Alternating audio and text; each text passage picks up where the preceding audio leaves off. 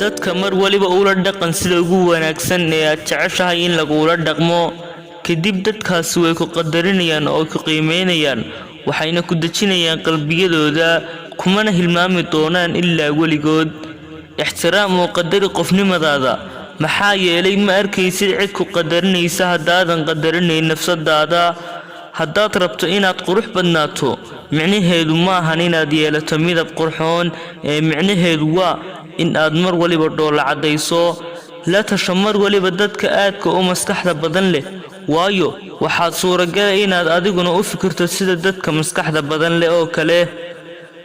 alle mar waliba isku dulee oo hoos isugu dhig kadib alle waxa uu kugu manaysanayaa raxmadiisa noqo mid akhlaaq wanaagsan maxaa yeelay akhlaaqadu waxa ay ka mid tahay waxyaabaha ugu fudud ee aad ku hanan karto quluubta dadka hooyadu waa qofka ugu daacadsan ee mar waliba ku rumaysta kuna ilaaliya hooyo ma arag qof ka dhibrin badan kana run sheegid badan